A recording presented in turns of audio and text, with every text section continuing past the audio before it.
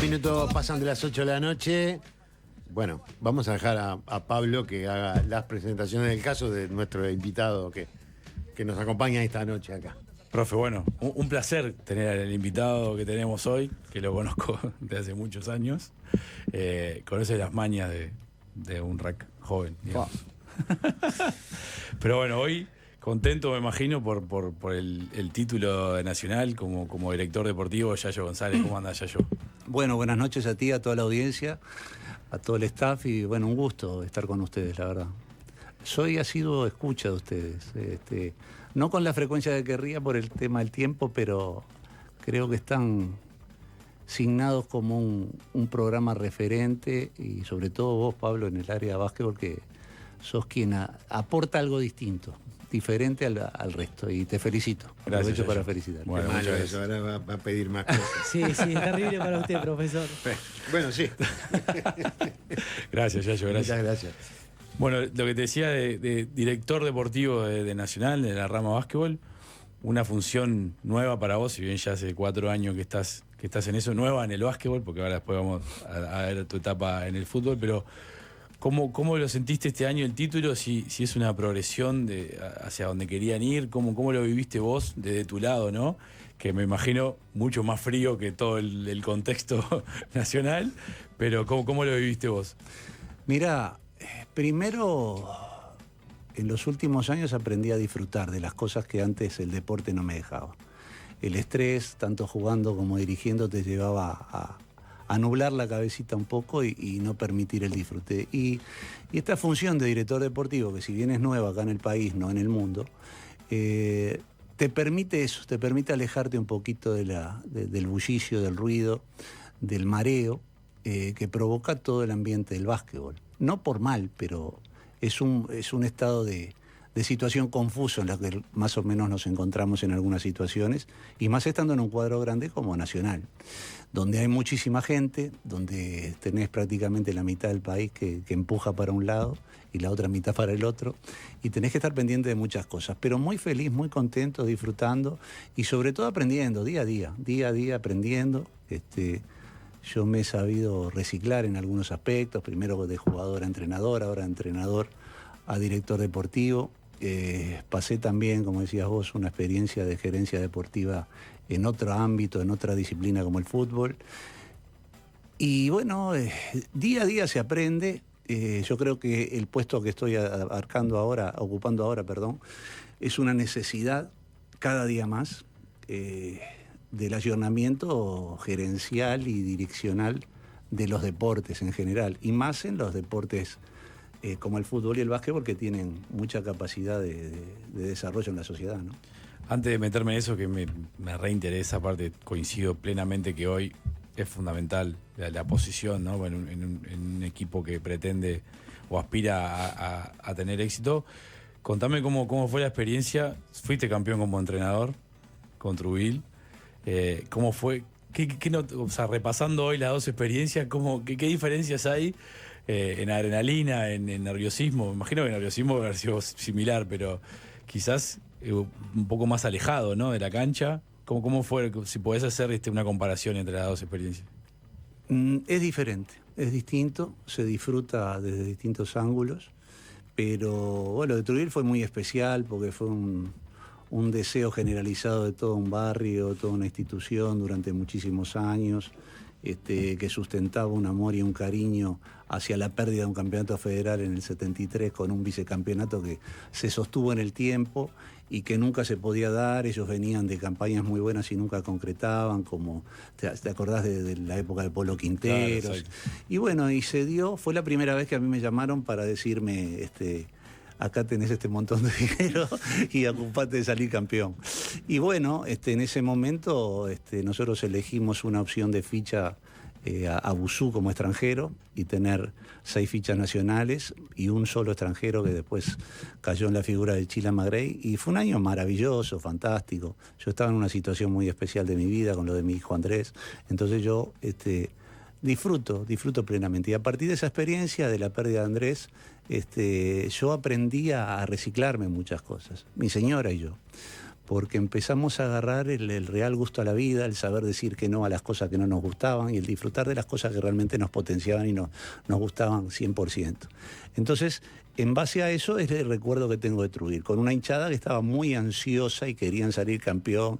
Y aparte tú también estuviste en Trujillo, es una hinchada muy especial, donde las juntadas de la noche, la bonomía de la cantina y todo eso, en esos momentos estaban, no sé si ahora sigue, eran muy disfrutables.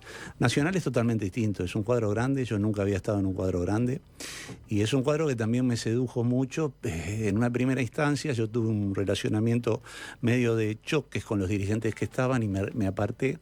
Y la dirigencia del fútbol, que fue quien me llevó, me dijo que me aguantara, que esto iba a tener cambio, y después con la llegada de Gallo López, de Luis López, hablo el mismo idioma, porque es una persona de básquetbol, y bueno, y trabajamos muy mancomunadamente y muy cómodamente.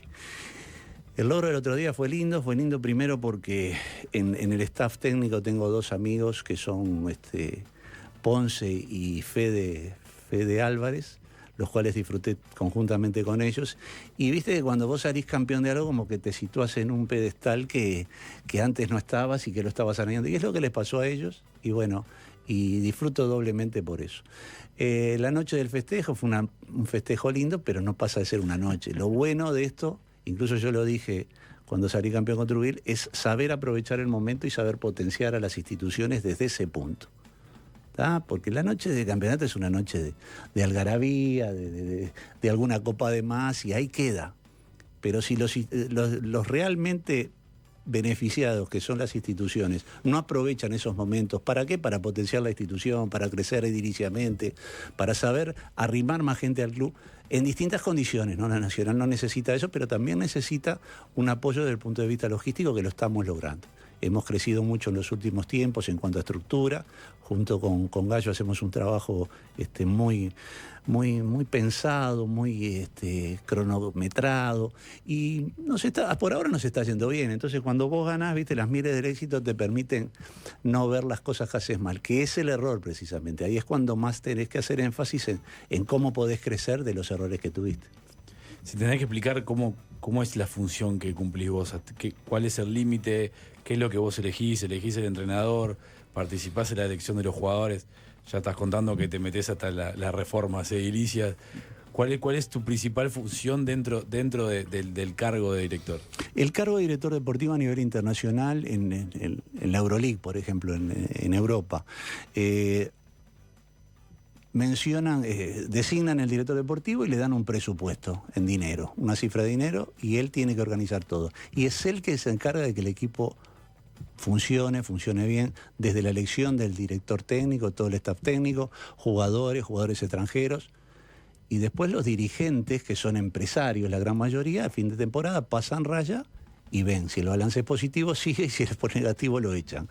Eso es la realidad del cargo a nivel de lo que es primer mundo. Lo que pasa es que acá tenemos una dualidad en el deporte, que tenemos un deporte en muchas cosas tercermundista y berretines de primer mundo. Entonces, en esas dos cosas estamos medios acéfalos.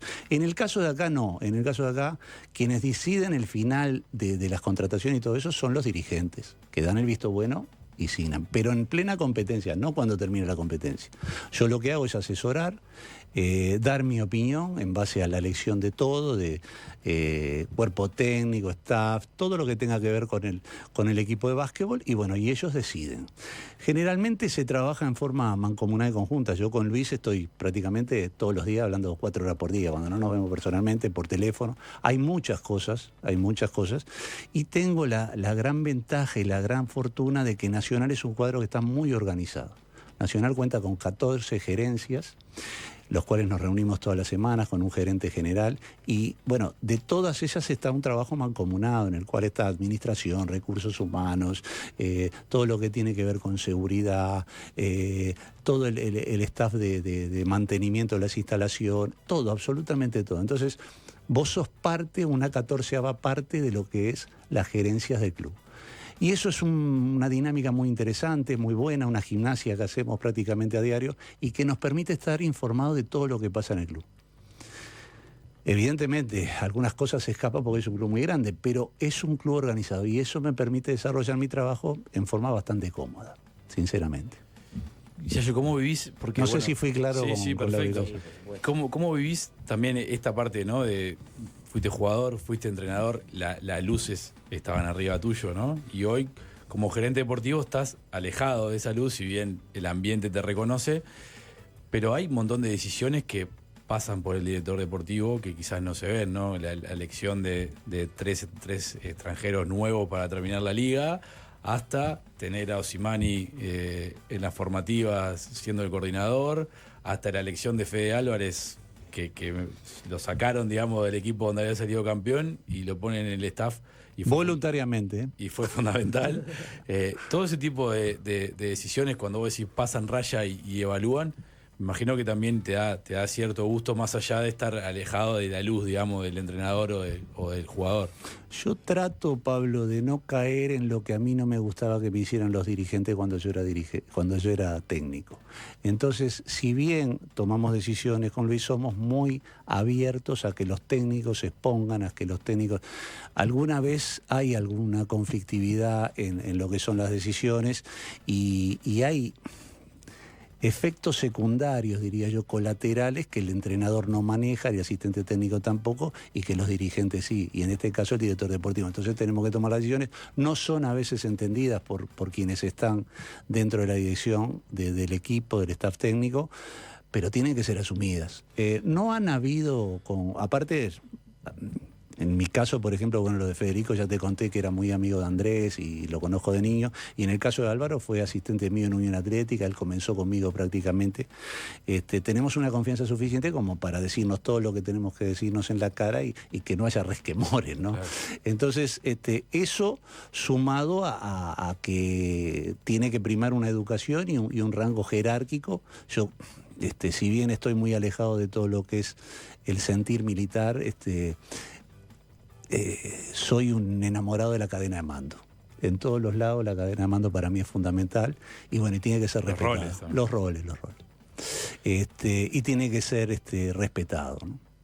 Pero viste como se habla del profe de educación física como el nexo entre entrenador y los jugadores, muchas veces haciendo esa parte psicológica dentro de un equipo. El director deportivo también tiene que escuchar a los dirigentes que muchas veces quieren cambiar a los extranjeros día por medio, o un día que jueguen los juveniles, otro día traer a un NBA con los entrenadores, ¿no? Me imagino que es que esa es la función, es el nexo entre los dirigentes, los jugadores, el sentir popular, el sentir de la hinchada, el contacto con la prensa. Tenés que estar muy atento a todo. Y en la fase administrativa hay un montón de cosas, desde liquidación de sueldos hasta aportes, hasta pagos. En fin, un montón de cosas que tienen que estar reguladas, y hoy en el ámbito profesional de los planteles no puede faltar absolutamente nada de eso. Hay requisitos que son imprescindibles. Nosotros, lo que te decía hoy cuando hablabas de Osimani no tiene nada que ver con nosotros porque es parte de un club social que es un fideicomiso que está en el club. Entonces, que agarró la parte de formativas. Nosotros, si bien ayudamos, colaboramos, sobre todo en la fase de sub-23, no tenemos injerencia directa sobre la designación de él ni de los técnicos de formativas. Sí tenemos un buen diálogo, hablamos en forma fluida, tratamos de que la relación club social y plantel sea lo mejor posible, pero somos un poco diferentes en los ámbitos de relacionamiento y de desarrollo. Los horarios del polideportivo están muy significativamente marcados en base al uso que tenemos nosotros y que tienen ellos. Y bueno, a veces se dan algunas complejidades que también es parte de la dirección del director deportivo poner un poco el bálsamo entre las dos partes. ¿En cuánto para adelante estás pensando? Más allá de contratar ahora en el periodo de pase para repetir el éxito inmediato, ¿cuánto piensa un director deportivo para adelante en ir a buscar jugadores, en desarrollar los sub-23? ¿En qué está tu cabeza hoy? Y bueno, vuela permanentemente, pero yo fui un volador toda la vida, fui un soñador, fui un hombre que creyó en las utopías siempre, tengo más de más de 100. El otro día contaba, mi mujer me mata porque le ocupo mucho espacio con mis apuntes de estudio que no los quiero tirar y ella me pide que los tire. Y tengo más de 120 carpetas de proyectos, de los cuales exitosas fueron 3. Pero me gusta soñar, entonces, y me gusta escribir, y permanentemente estoy viendo nuevos desafíos. Tengo 63 años y fíjate que yo me puse a estudiar un posgrado y una maestría con 50, cosa que a veces no lo entendía mucho, y con el apoyo de mi señora pude hacerlo. Y me dio su rédito, su fruto, porque hoy día puedo seguir vinculado de una forma mucho más sencilla que el estrés de la dirección técnica con el tema de la dirección deportiva. ¿Qué me dio eso? Y me dio una apertura mental, y me dio el hecho de que algo debo estar haciendo bien cuando hace 45 años que vivo del deporte. Entonces digo, en distintos ámbitos, primero como jugador, como técnico y ahora como director deportivo, me gusta hacerlo. También me gustó mucho el deporte social, donde estuve vinculado a FUBAN durante muchos años en la dirección del departamento de deportes. Soy un bicho de mover, no soy de quedarme quieto. Y me gusta mucho estar en contacto con la juventud, con la gente joven, porque es lo que me permite estar primero ayornado en un montón de cosas, que hoy la vida nos lleva por una vorágine de cambios constantes, y segundo porque te hace sentir joven. Saber el diálogo, saber las palabras que usan, saber las costumbres. Algunas las comparto, otras no. A veces me siento que estoy quedando al costado del camino, pero enseguida trato de encarrilar. Absorber un poco de esa energía. Sí, está bueno. sí. Sabés que ya yo recién... Y es un tema de energía, todo es un tema de energía. Va por ahí, o al menos es mi sensación. Te quería consultar porque hablabas de las mieles del éxito, del triunfo y aprovecharlas. Cuando planteás eso y en tu rol como director deportivo, ¿en qué pensás aprovechar este momento, este gran momento de Nacional? Hablaste de obras edilicias también ahí al pasar. Mira, yo lo aprovecho fundamentalmente. Me gusta volcar la experiencia mía en la gente joven. Me gusta que me escuchen, y hoy, por ejemplo, vengo de almorzar con Pato Prieto. No sé si lo conocen personalmente, es un gurí exquisito. Nos visitó hace poquito. Nos visitó, bueno. Y es un pibe que escucha mucho y que pregunta, y que es sabido de siempre tener preguntas. Y realmente yo me crié, yo soy un producto auténtico y genuino del deporte uruguayo de la década del 60, donde nos criábamos en los clubes, en las cantinas, en los clubes de básquetbol. Y estaba la libertad de acción que tenía la juventud, que hoy no veo que la tenga. La libertad de moverme por la calle tranquilo, la libertad que mis padres me dejaran tomarme un ómnibus con 6, 7 años, de ir por el Parque Valle y cruzarlo, de ir a la Ámsterdam en los últimos 15, ese tipo de cosas que yo creo que hoy ya no existen. Y que sufren los clubes, sufren las sociedades, sufre todo. Nosotros estábamos sin nada que hacer, íbamos para el club y alguien nos salvaba.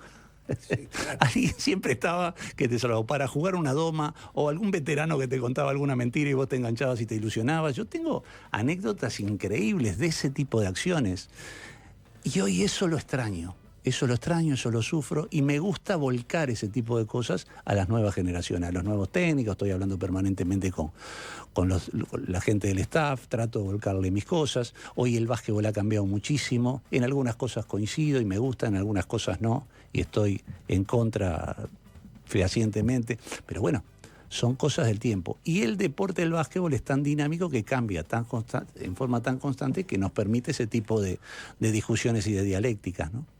¿Cómo es el código hoy? Contabas que fuiste a almorzar con Patricio. ¿Cómo es el código? ¿Cómo te ayornás, que vos decías que te gusta también, a los nuevos códigos, ¿no? A los jugadores jóvenes con una realidad totalmente diferente a cuando vos dirigías, por ejemplo, o realidad que cambia año a año, pero mismo el código ese de vestuario, todas esas añoranzas que vos decías, cambió rotundamente, ¿no? Hoy el vestuario es muy diferente. ¿Cómo haces para llegarle a los jugadores jóvenes desde ese lado? Hablando muy frontal y sinceramente, la primera charla mía siempre, con cuando era técnico era lo mismo, yo decía que bueno, que íbamos a integrar un equipo, un grupo, en el cual la última palabra pasaba por mí, pero la decisión estaba abierta. Que acá no era democrático 100%, si bien se abría el abanico de posibilidades, acá el que decidía era yo. Y ya dejaba claro el primer día. Profe, era más duro de lo que parece. Ahora está contando light, pero... No, pero a mí me dio mucho resultado eso. Yo creo fui un entrenador que dejaba las cosas claras. Entonces, eso no da pie a que haya dudas. Hoy la ambigüedad, decir, todo, bueno, somos muy light, deja pie que cada uno piense lo que quiera, y no es pensar lo que quiera. Y defiendo mucho lo que es el vestuario. Defiendo mucho. Yo creo que el vestuario sigue siendo en el básquet y tendría que seguir siendo un altar sagrado. Es un altar sagrado donde ahí pasan cosas que solamente ahí pueden pasar. Y tienen que quedar ahí. Lo sufrí como jugador, lo sufrí como técnico, lo sufro ahora como director deportivo. En la desnudez física está la desnudez espiritual. Y vos hablás con tu compañero y sacás los problemas cuando te estás cambiando al lado de él, que es el momento de reflexión que tenés. En la práctica no podés estar hablando de problemas. Y nosotros, en la época mía de jugador, sabíamos la problemática que sufríamos cada uno de nosotros. Y eso nos ayudaba, y eso nos hacía solidarios, y eso nos hacía seguir adelante bajo un mismo camino y disfrutar mucho más lo que teníamos. Mucho más. Hoy veo, ¿sabés lo que me pasa, Pablo? Veo con algo de recelo el poco valor que se le da a la camiseta. El poco valor que se le da a la camiseta. Nosotros, en el Club Tabaré, te reís porque sabés que es verdad. ¿No? No, por eso puedo contar. ¿Te acordaste de algo? Nosotros con una camiseta jugábamos 2, 3 temporadas y la cuidábamos como oro, ¿tá? Y el canchero era el responsable y lo primero que hacía era... Y jamás, nunca, nadie se le ocurría guardarse una camiseta en el bolso. Era un valor, era una señal de unidad. Vos me decís, pero qué tontería. No, no es una tontería. Y te voy a decir más. En el año 2005 yo tuve la suerte de ser becado por el Comité Olímpico Internacional, una beca que me duró 3 meses, y que fui a Serbia. Tuve la oportunidad de estar un mes en Serbia aprendiendo de esos monstruos que son los yugoslavos en ese momento. ¿A vos te gusta esto? Porque vos sos de sangre balcánica. De los primos. No, pero en ese momento todavía eran todos, estaban separándose. Y bueno, Andrés, mi hijo, me pidió, traeme una camiseta de la selección yugoslava. No encontré una camiseta para regalarle. Fui a la federación, pero no, me decían, no, pero acá no hay merchandising.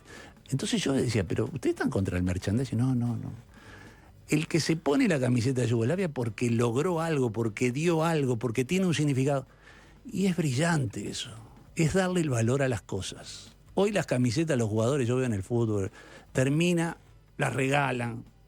La camiseta es algo muy importante.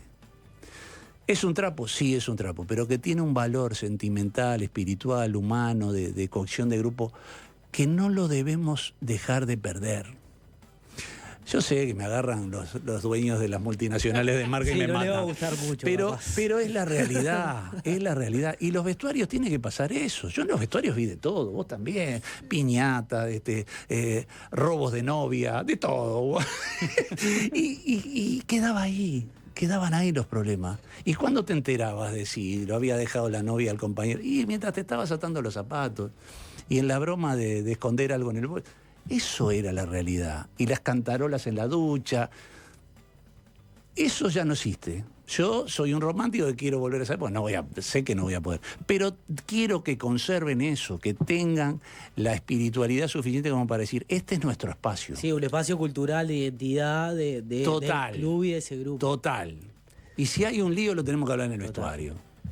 Y sentí que lo lograron, porque por lo menos desde lo que declaraban los jugadores nacionales, ¿no? Y también los extranjeros, pero sobre todo los nacionales, se veía como esa comunión entre los jugadores de Nacional, ¿no? Yo creo que lo logramos. Tenemos un presidente que es muy sanguíneo, Luis es muy sanguíneo, y tiene la identidad de Nacional reflejada en su rostro. Y hubo el gesto ese de los brazos que él cruzó, que eso para mí fue un antes y un después, para todos. En un primer momento dije, ¿qué tiene que ver? Y la realidad despertó la fiera. Despertó la fiera en los jugadores, despertó la fiera en el cuerpo técnico, despertó el sí se puede, lo transfirió a la hinchada, que después pasaron cosas, tenemos que pagar una fortuna de cosas que rompió la hinchada, pero esas cosas sirven. Y lo tienen muy identificado algunos países, nosotros lo estamos perdiendo. En algunas cosas copiamos y copiamos mal, en algunas cosas copiamos y copiamos bien. Esa es la realidad.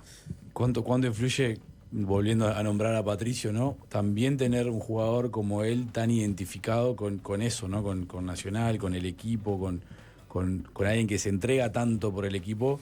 ¿Y cómo viste su evolución este año? Yo creo que quedarnos hoy con Prieto, el que se tira de cabeza o el que marca el mejor, es subestimar un gran año que tuvo, ¿no? A todo nivel. Un año y un cierre de partidos espectaculares. Patricio tiene un encanto especial. Y es un gurí muy querible por donde se le mire, pero no es fruto de la casualidad. Nada es fruto de la casualidad. Atrás hay una familia que empuja, hay una familia con un concepto de familia muy arraigado, muy importante. Hay una enseñanza del club de las formativas, el segundo asistente Andrés Antúnez es quien lo ha formado también como entrenador desde pequeño. Ha estado muy vinculado al club, su familia, él, a las formativas, conoce la identidad de Nacional, un Nacional básquetbol pobre, que hoy no lo es, y eso lo refleja día a día. Y lo que sea que se le presente a Patricio siempre está de buen humor, siempre está con buena energía. Ha pasado el tema de la enfermedad que tuvo un año atrás y bueno, eso lo supera a gente que tiene muy claras las cosas y que, como en todos los órdenes de la vida, siempre hay un grupo atrás que empuja y que lleva adelante las cosas. Nacional en el básquetbol, la familia y el problema de salud de él, siempre hay un grupo que te ayuda. ¿Viste algún momento del año que te sentiste que estaban para este éxito, para ser campeones? ¿Te diste cuenta en algún momento? Viste que los equipos van madurando y te vas dando cuenta dónde está el techo. Yo cuando trajimos a Feldain fue una ficha que yo dije, este jugador con el palmarés que tiene, que venga acá, es raro. La verdad, era raro. Y a medida que James se fue metiendo y que cada día tenía más relevancia y que el equipo crecía en función de él y que veían una madurez en Patricio, que veían un resurgimiento en Gianfranco Espíndola, que teníamos un Sarni talentoso y que ponía las pausas, que teníamos jugadores de la talla de todos los que vinieron, todos los extranjeros que vinieron aportaron y aportaron bien. O sea, las fichas que se iban poniendo en el puzzle eran perfectas y calzaban. Entonces digo, era muy injusto si Nacional no salía campeón este año, porque tuvimos un año redondito en todos los aspectos. Y bueno, cuando íbamos 3-1, la verdad que estuvo cuesta arriba, pero fue ahí donde pasó eso de la energía que te digo. El equipo resurgió de las cenizas, se motivó nuevamente.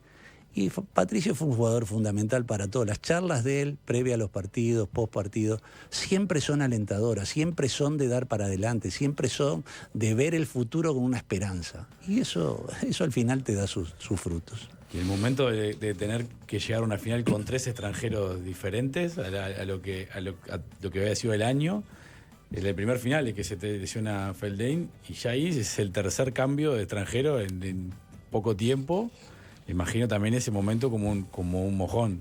Nacional venía de una seguidilla de año tras año. No sé si te acordás cuando la liga aquella después de la pandemia, ¿te acordás que se jugó en la cancha de Biguá? Sí, sí. Llegamos a la final y en el entrenamiento anterior al partido más importante se nos quebró la mano Moglia, que era un jugador muy importante en ese momento. Después trajimos a Anderson, la ficha, el MVP de la liga sudamericana y de la BCL, y se nos quebró. Smith antes. Siempre veníamos de duros palos. Y cuando pasó lo de Feldain dije, otra vez, carnaval. Digo, no puede ser. Pero teníamos una opción en la manga que fue muy importante, que fue lo de Mike Smith, que ya había jugado con nosotros, que conocía el medio. O sea, si bien se lesionó y se tuvo que ir, después cuando vino, no es lo mismo insertar un jugador que conozca el medio que uno que no conozca. Claro. Y hay algo que es difícil de explicar, pero como un extranjero llega y juega, como lo hizo él, el equipo de Nacionales tiene que estar preparado, tiene que estar en foco para que llegue un extranjero y juegue y lo haga de esa manera. No es casualidad que se inserte tan rápido y tenga el nivel que tuvo, ¿no? Eso habla muy bien del equipo. Tuvimos una metodología de trabajo muy importante en el cual Álvaro lo desarrolló muy bien, que sacamos mucho provecho de la reposición rápida. No sé si lo notaste eso. Sí, sí. Y hacíamos muchos goles con eso. Y después la defensa. Era un equipo que defendía muy duro. Entonces, cuando llegan los extranjeros, esto históricamente fue así, ellos ven cómo está todo. Si ven que es un relajo, se suman al relajo. Si ven que es algo serio, se suman a la seriedad. Y acá era serio. El trabajo fue serio. de principio a fin, desde la pretemporada hasta el último día de partido. Siempre se dio el máximo, los jugadores ponían el máximo y se dio lo que se tenía que dar. Yo lo vi claro, digo, pero hoy decirlo es una tontería, ¿no? Habría que haberlo dicho antes, pero yo lo vi a Nacional campeón. Yo les decía a ellos en la charla que al final del horizonte yo veía una lucecita que me decía campeón y que cada día la íbamos vislumbrando más cerca. Que trabajaran por eso. Es un grupo, fue un año muy lindo y un grupo muy lindo para trabajar. Muy dócil, no había estrellas rutilantes y bueno, pasa ese tipo de cosas. Y dimos por tierra eso de que tenés que tener un jugador figura para salir campeón. No tuvimos ese jugador figura, tuvimos un equipo figura. Yayo, muchas gracias por este rato, un placer hablar con vos como siempre y además celebro que haya gente de básquetbol en estas posiciones como director deportivo que hoy un equipo que quiere tener éxito o que quiere estar ordenado, sin duda que esa figura es lo más importante para ese orden y para empezar a encaminar siempre las cosas hacia tener éxito, así que celebro eso y gracias por este rato charlando de básquet. Bueno, gracias a ustedes por la invitación y cuando quieran estoy a la orden. Como dije, soy un asiduo escucha a ustedes cuando puedo y es importante que no solamente en mi sector, ¿no? En mi lugar, en todos los lugares del básquetbol tiene que estar gente del básquetbol, como en todos los lugares del fútbol tiene que estar gente del fútbol. La profesionalidad y la sabiduría y la capacidad específica de las disciplinas deportivas tienen que estar alimentadas por quienes ponen las cosas, por los que deciden quiénes son. Muchas gracias a todos y buenas noches. Muchas gracias a ti. Presentó Garantía de Alquiler Porto Seguro, la primera garantía que pensó en vos. Copac, soluciones financieras y sociales para tu bienestar. Beneficios para tu tranquilidad.